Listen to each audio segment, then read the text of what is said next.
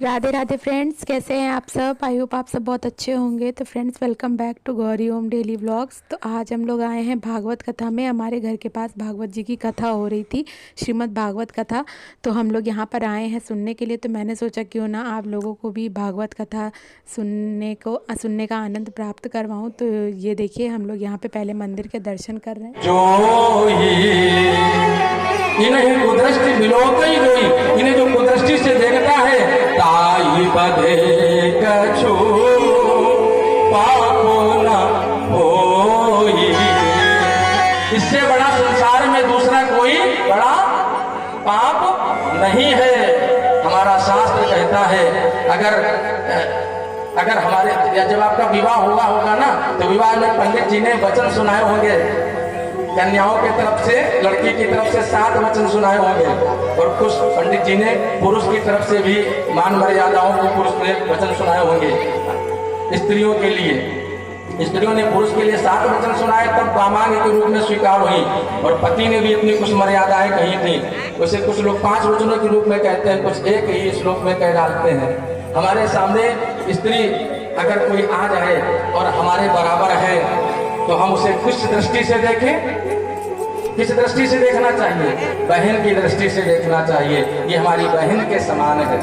अगर हमसे थोड़ी छोटी है तो किस दृष्टि में देखें? हमारी बेटी है, हमारी पुत्री के समान है। और अगर हमसे बड़ी है, 1 साल 2 साल 5 साल 10 साल, तो कैसी है? हमारे लिए हमारी माता के समान है। ये स्त्री के रूप कहे गए हैं।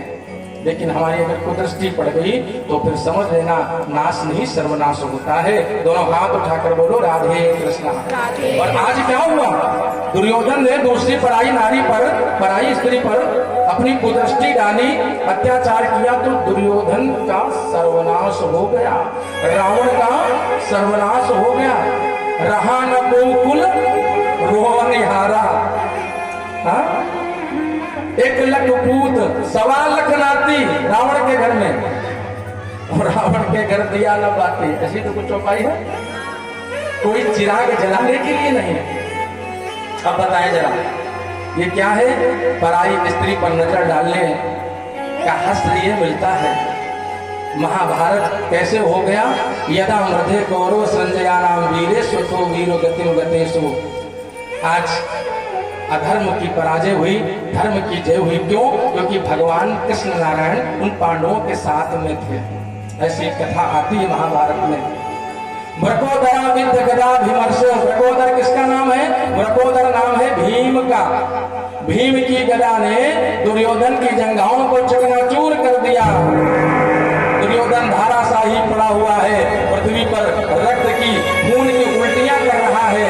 और इधर पांचों पांडवों को लेकर, 5 पांडव भगवान श्री कृष्ण को लेकर के हस्तिनापुर नगर में आ गए। और हस्तिनापुर नगर में आ गए, ढोल नगाड़े बजने लगे, सहनाइयां बजने लगी। और इधर दुर्योधन अभी मरा नहीं है, दुर्योधन पड़ा हुआ है उस रणांगण में, रणस्थल पर। उसी समय उसका एक मित्र आया, गुरु द्रोणाचार्य जी का पुत्र। क्या नाम है? अश्वत्थामा। अश्वत्थामा आया, और अश्वत्थामा ने क्या किया? देखा कि हमारा मित्र, अरे ये मेरे मित्र जैसे भाई, ये तुम्हारी हालत किसने की? रक्त बह रहा है, खून बह रहा है। अपनी गोद में सिर रख लिया दुर्योधन का। अश्वत्थामा ने कहा, भैया ये किसने तुम्हारी हालत की है? एक बात कहूं आपको, अश्वत्थामा अमर है। अश्वत्थामा नहीं मरे। जैसे हनुमान जी अमर है, आला उदल अमर है, ऐसे अश्वत्थामा भी अमर है। अश्वत्थामा आज भी भगवान भोलेनाथ के मंदिर में आते हैं दर्शन करने, पूजन करने। हर मंदिर में नहीं, एक मंदिर है। जब कभी आप कानपुर जाएंगे तो कानपुर से आप कन्नौज के रास्ते पर जाना, तो वहां पर एक नगर है जिसका नाम है शिवराजपुर। उस शिवराजपुर में अंदर एक खेरेश्वर बाबा का मंदिर है। नोट कर लीजिएगा, कानपुर से कन्नौज के रास्ते पर जब आप जाएंगे तो एक शिवराजपुर नाम का नगर है। जैसे ये लखनऊ है, ऐसे शिवराजपुर नगर है। उसी शिवराजपुर में एक खेरेश्वर बाबा का मंदिर है। उस खेरेश्वर बाबा में आज भी अश्वत्थामा आता है और भोलेनाथ की पूजा अर्चन करके चला जाता है। बोलो शंकर भगवान की। आज भी आता है, कोई पुजारी देख नहीं पाया अश्वत्थामा को। जैसे मेरे भगवान आज भी आते हैं वृंदावन में, हाँ, रास रचाने आते हैं मेरे भगवान, आज भी वहां पर रास रचा करके चले जाते हैं। भगवान मेरे आज भी हैं। भगवान कहाँ हैं? भगवान अपने हर रूप में प्रकट हैं। हम भगवान का दर्शन नहीं कर पाते, ये अलग बात है, लेकिन भगवान का रूप इस संसार में व्याप्त है। चलिए, ये बात हुई। अब अश्वत्थामा ने कहा, अरे मित्र दुर्योधन, तुम्हारी ये हालत किसने की? अरे देखो भैया, सत्य उन्होंने कहा कि हमारे पांडवों ने हालत की है, पांडवों ने मुझे ऐसा ऐसा मुझे मार दिया है, देखो मेरी जंघाएं टूट गई हैं और मेरा शरीर छत विच्छत हो गया है, मैं मौत की गोद में लेटा हुआ हूँ, बस मरणासन होने वाला हूँ, भैया क्या करूँ मैं? अश्वत्थामा ने कहा कि मित्र दुर्योधन, तुम ये हालत तो तुम्हारी होनी ही थी। ध्यान से सुनना, अश्वत्थामा ने कहा भैया ये तुम्हारी हालत होनी ही थी। क्यों? क्योंकि तुमने मुझे अपनी सेना का सेनापति नहीं बनाया, बड़े बड़े योद्धाओं को सेनापति बना दिया, वो तुम्हारी रक्षा नहीं कर पाए। तुमने अगर मुझे गुरु द्रोणाचार्य के पुत्र अश्वत्थामा यानी मुझे सेनापति बनाया होता तो आज तुम्हारी हालत नहीं हुई होती, मैं तुम्हारी रक्षा कर बैठता। तो क्या हुआ? वो दुर्योधन बोला, मैं भी मरा नहीं हूं, मैं भी जिंदा हूं और मैं अभी हक रखता हूं। हाँ, मुझे भी अधिकार है सेनापति बनाने का। लो, मैं तुम्हें सेनापति बनाता हूँ। और जो रक्त बह रहा था दुर्योधन के शरीर का, वही गंदा रक्त उसने अंगूठे से लिया और अश्वत्थामा के मस्तक में टीका कर दिया और अश्वत्थामा से कहा, जाओ मित्र, मैं तुम्हें आदेश देता हूँ, उन पांडवों के सिर को काट करके ले आओ। अब वो अश्वत्थामा रात के अंधेरे में गया और इधर पांचों पांडव, उनकी द्रौपदी, पांचों पांडवों के पुत्र रात्रि में सो रहे हैं। आधी रात में ही भगवान श्री कृष्ण ने पांचों पांडवों, उनके पुत्रों को उठाया। जिनका रक्षक भगवान होता है, भगवान उनके सदैव साथ में रहते हैं। कभी आपने देखा होगा जो भगवान की सदैव सेवा करते हैं, भगवान को बिल्कुल निश्चल भाव से मानते हैं, हृदय से, भगवान उनके सदैव साथ में रहते हैं, सदैव साथ में रहते हैं। कोई भी अनहोनी होती है तो उन्हें आभास हो जाता है पहले से, कोई घटना घटती है तो उनके हृदय को आभास हो जाता है कि मेरे संग घटना घटने वाली है। जो सच्चे भक्त हैं, मानो भगवान ने उन्हें रात्रि में ही जगा दिया, आओ उठो।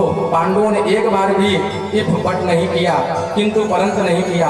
हाँ, कहाँ चलना है मित्र, कहाँ चलना है मेरे गोविंद? चलो यमुना स्नान करने चलना है। पांचों पुत्रों को भी उठाया, लेकिन पांचों पुत्र सोते रहे। पांचों पुत्रों ने सिर चादर हटाया और कहा, लाला गोविंद, तुम्हें तो नींद आती नहीं, रात रात में ही जगा देते हो, हमें सोने दो आराम से। पांचों पुत्र सोते रहे और भगवान ने सोचा, हाँ, हमें लगता है अब इन्हें कोई बचाने वाला नहीं है, क्योंकि मारने वाला है भगवान और बचाने वाला है भगवान। अब इनका तो कल्याण ही नहीं, क्योंकि उन्होंने भगवान श्री कृष्ण की बात नहीं मानी। पांचों पांडवों को लेकर के गए। अश्वत्थामा रात्रि में आया और उसने सोचा कि पांचों पांडव सो रहे हैं और उन पुत्रों के ऊपर ही खड्ग चला दी, तलवार चला दी। जैसे ही तलवार चलाई है, एक बड़े से थैले में पांचों शीश को भर लिया, लेकर के दुर्योधन के पास में पहुंच गया। दुर्योधन ठहाका लगा करके हंसा, अरे मेरा मित्र आ गया, जो मेरी हजारों लाखों की सेना नहीं कर पाई, जो मेरे 100 भाई नहीं कर पाए, वो मेरे मित्र अश्वत्थामा ने कर दिखाया है। ठहाका लगा करके हंसा दुर्योधन और वो पात्र अपने हाथ में पकड़ा है। और जैसे ही देखो मित्र, अश्वत्थामा ने कहा, मैं पांचों पांडवों के शीश को लेकर के आ गया हूँ। हाँ, इस थैले में भरे हैं, लो प्यास बुझा लो इनके दर्शन करके, इनके पांचों पांडवों के कटे हुए शीश को देख करके अपनी प्यास तृप्त कर लो। उस दुष्ट दुर्योधन ने झोले में हाथ डाला, पात्र में हाथ डाला। कोमल बच्चे का शरीर था, कोमल स्वरूप का सिर था, हाथ में आया, कठोर हाथ दुर्योधन का हाथ में आते ही चकनाचूर हो गया, विदीर्ण हो गया। दुर्योधन को लगा, ये कैसे, ये पांडव इतने निर्बल नहीं हो सकते हैं। दोबारा हाथ डाला, फिर वो शीश, वही दूसरा शीश आया, वो भी हाथ में फूट गया, वो भी हाथ में विदीर्ण हो गया, चकनाचूर हो गया। तीसरी बार हाथ डाला, चौथी बार, पांचवी बार। जो दुर्योधन ठहाका लगा करके हंस रहा था ना, अब वो एकदम से उसका ठहाका बंद हो गया और उदास हो गया, रोने लग गया। अरे भैया अश्वत्थामा, ये क्या किया तुमने? ये पांचों पांडवों के शीश नहीं थे। अरे ये पांचों पांडवों के सिर नहीं थे, ये तो हमें लगता उनके शिशुओं के, अबोध बालकों के सिर थे। और मेरी दुश्मनी तो उन पांचों पांडवों से थी, इन अबोध बालकों से तो मेरी कोई दुश्मनी भी नहीं थी। ये तुमने क्या किया? इन निरपराध शिशुओं की हत्या कर दी। अरे अब मैं क्या करूंगा? मैं किसको मुख दिखाऊंगा? ऊपर जाकर के किसको मैं अपना मुख दिखाऊंगा? हमारी मृत्यु के बाद में, पांचों पांडवों की मृत्यु के बाद में, ये पांचों जो पुत्र थे ना, ये अपने अपने पिता की श्रद्धांजलि करते, श्राद्ध करते, गया करते, भोज करते। अरे तरस खा करके हमारी भी श्राद्ध कर देते, हमारी भी गया कर देते, तो शायद हमारा भी उद्धार हो जाता। मानो बुद्धि के पटल दुर्योधन के खुल गए। हमने जो पाप अपराध अपने जीवन में किए हैं, शायद उन पापों का पश्चाताप मेरे पुत्रों की गया श्राद्ध तर्पण करने से हो जाता, लेकिन तुमने उन पुत्रों को भी मार दिया। रोने लगा दुर्योधन और कहते उसी क्षण दुर्योधन की मृत्यु हो गई। क्यों दुर्योधन की मृत्यु? क्योंकि दुर्योधन को ये वरदान कहो या श्राप कहो था कि एक क्षण ऐसा आएगा जिस क्षण तू प्रसन्न होगा और उसी क्षण दुखी हो जाएगा, रोने लग जाएगा, दुखी हो जाएगा, और वो क्षण तेरे लिए मृत्यु का कारण बनेगा। आज दुर्योधन की मृत्यु हुई, अश्वत्थामा बौखला गया। इधर क्या हुआ? सुबह की बेला हुई, कुंती, जैसे ही कुंती मैया उठ करके देखती है, द्रौपदी मैया ने देखा, अरे पूरे कक्ष में, पूरे भवन में चारों तरफ से रक्त की नदियां बह रही हैं, रक्त बह रहा है, पांचों पांडवों के धड़ वहां पड़े हुए हैं, शीश गायब है।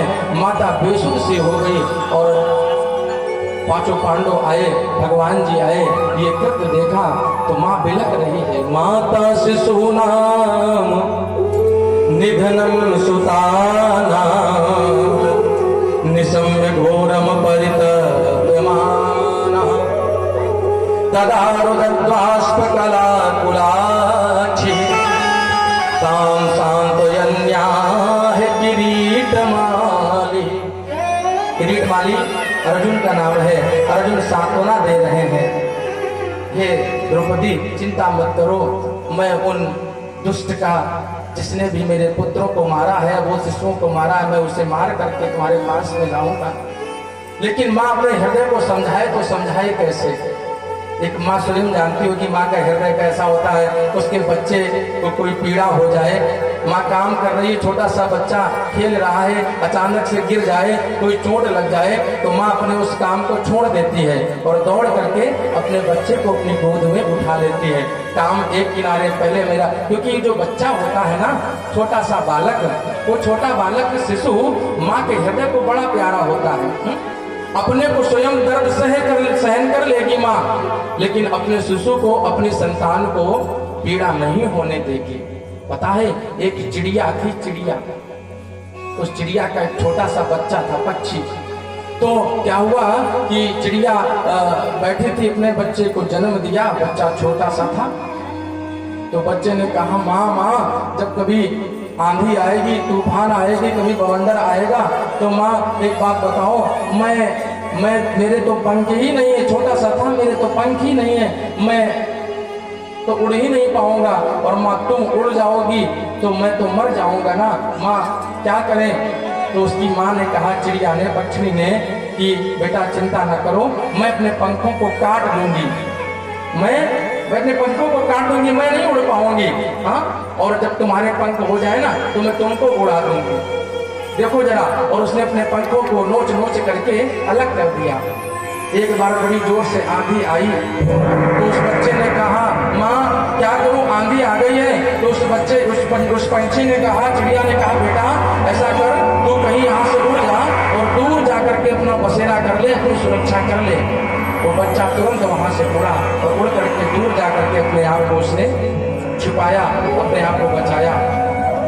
और जब वो हवा, आंधी आदि समाप्त हुई, तो वो छोटा सा बच्चा, वही पक्षी, वो अपनी माँ के पास आया। अब माँ के तो पंख थे नहीं, माँ बेचारी उड़ नहीं पा रही थी, माँ तो उड़ ही नहीं पाई। तो जब आया तो देखा क्या कि माँ उसकी मरी पड़ी हुई थी, माँ मर गई थी। लेकिन उस बच्चे ने देखा कि वहीं पेड़ पर उस माँ ने जब मरी ही तो माँ ने उस पेड़ पर अपनी चोंच से ये लिख दिया था, अपनी चोंच से गोद गोद करके लिख दिया था कि बेटा तू जानता था कि मेरे पंख नहीं, मैं नहीं उड़ पाऊंगी। अगर एक बार तू मुझसे कह देता कि माँ, हे माँ, मैं तुम्हें छोड़ करके जाऊं तो कैसे जाऊं, तो शायद मेरा हृदय पिघल जाता, मेरा हृदय द्रवित हो जाता। लेकिन तूने तो एक बार भी ये नहीं कहा। माँ देखो जरा, अपने संतानों के प्राणों के लिए, अपने संतानों की रक्षा के लिए अपने प्राणों तक निछावर कर देती है। कभी कभी देखा होगा डॉक्टरों के पास में, अस्पताल में डॉक्टर आता है और माँ के परिजनों से, स्त्री के परिजनों से कहता है भाई देखो बड़ी ही गंभीर कंडीशन है और या तो माँ बच पाएगी या बच्चा बच पाएगा। तो भीतर से डट से माँ चीख करके कहती है, सुनो, मेरे बच्चे को कुछ मत होने देना, तू मेरे खून का एक एक कतरा मेरे बच्चे के लिए लगा दे, मेरे प्राण चले जाए मुझे स्वीकार है, लेकिन मेरे बच्चे को, मेरे शिशु का बाल भी बाका ना हो पाए।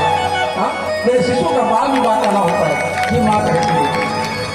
और जिस माँ के पांच शिशु पड़े हों वहां पर, शीश कटे हुए हैं, शीश गायब है, धड़ पड़े हुए हैं, उस माँ का क्या हाल होगा। भगवान समझ गए ये कृत्य किसने किया है, तुरंत अर्जुन को भेजा। अर्जुन गए और अर्जुन ने जाकर के उस अश्वत्थामा को बंदी बनाया। अश्वत्थामा मारने दौड़ा, अश्वत्थामा ने ब्रह्मास्त्र छोड़ा।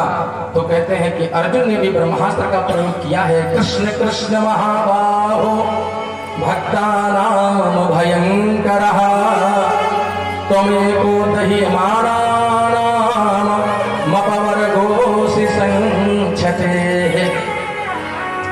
अर्जुन घबराए। अर्जुन को जब पीड़ा होने लगी तो अर्जुन चिल्लाए, प्रभु बचाओ मुझे। प्रभु ने कहा, भैया लोहा लोहे को ही काटता है, उसने ब्रह्मास्त्र छोड़ा है तो तुम भी ब्रह्मास्त्र का प्रयोग करो। अर्जुन ने ब्रह्मास्त्र का प्रयोग किया, अश्वत्थामा को ब्रह्मास्त्र में बांधा, बाहुपाश में बांध करके द्रौपदी के सामने ला करके डाल दिया। अब अश्वत्थामा सामने पड़ा हुआ है और जैसे ही अश्वत्थामा को देखा, ध्यान से सुनना सभी, तो द्रौपदी चिल्ला पड़ी। क्या चिल्लाई? मुच्यताम मेघ ब्राह्मणो नितराम गुरु। मुच्यताम माने क्या होता है? छोड़ दो। अरे प्राणनाथ, अर्जुन से बोली, अरे नाथ ये क्या तुम किनको पकड़ करके लाए हो? मुच्यताम, छोड़ दो। क्यों? क्योंकि ब्राह्मणो नितराम गुरु, ये ब्राह्मण है, ये ब्राह्मण पुत्र है, ये गुरु द्रोणाचार्य जी के पुत्र हैं। और द्रोणाचार्य जी अर्जुन भैया, अर्जुन के कौन थे? गुरु थे, पांडवों के गुरु थे। और गुरु का पुत्र कौन हुआ? गुरु ही हुआ। और गुरु के पुत्र को या गुरु को मारना बहुत बड़ा अपराध है। और फिर ब्राह्मण है ये, और ब्राह्मण को आप पकड़ करके लाए हो, ब्राह्मण को मारना बहुत बड़ा अपराध है। भगवान ने बड़ी सुंदर सी बात कही है, क्योंकि अर्जुन हाथ जोड़कर खड़े हुए, हमारी पत्नी तो कह रही है छोड़ दो इन्हें। भीम भैया उनके युधिष्ठिर जी के पास अर्जुन ने कहा, हे भैया क्या करें? युधिष्ठिर भैया ने कहा, भाई देखो जो उचित हो वो करो। उन्होंने ना कहा मारो और ना कहा छोड़ो। नकुल सहदेव ने कहा भैया इसको मार दो। भीम भैया से कहा अर्जुन ने, तो भीम भैया ने कहा अर्जुन इसको जल्दी से मारो वरना मेरी गदा इसका टंकार कर देगी, चिथड़े कर देगी, जल्दी से इसको मारो। अर्जुन ने भगवान की ओर देखा तो भगवान ने क्या कहा? भगवान ने बड़ी सुंदर बात कही, ब्रह्म बंधुर्न हंतव्यो आतताई वधारणा मयि ओभमवनात्नातमः परिपाहिनो शासनम। ब्रह्म बंधुर न हंतव्यो, ब्राह्मणों को मारना, ध्यान से सुनना जरा। यहाँ पर अभी कथा यहाँ पर आया है, ब्राह्मण शब्द तो थोड़ा बोलना है मैं, कि यहाँ पर लिखा हुआ है कि ब्राह्मणों को मारना नहीं चाहिए। ध्यान से समझना, ब्राह्मण चाहे जैसा भी हो उसे पूजना चाहिए, ब्राह्मण को मारना नहीं चाहिए। क्योंकि ब्राह्मण को मारना मतलब गाय को मारने के बराबर है। जैसे गौघात लगता है ऐसे ही ब्राह्मण को भी मारने का पाप लगता है। लिखा हुआ है, पूजी विप्र सकल गुणहीना शूद्र गुण गण वेद। फ्रेंड्स कथा के थोड़ी देर बाद फिर अब आरती होगी, तो आज का व्लॉग फिर मैं यहीं पर एंड करती हूँ। अगर आपको आज की ये कथा पसंद आई हो तो चैनल को लाइक सब्सक्राइब और शेयर कर दीजिएगा। मिलते हैं कल एक और नए इंटरेस्टिंग व्लॉग के साथ। तब तक के लिए टेक केयर, बाय बाय। और आप लोग आरती ज़रूर सुनिएगा।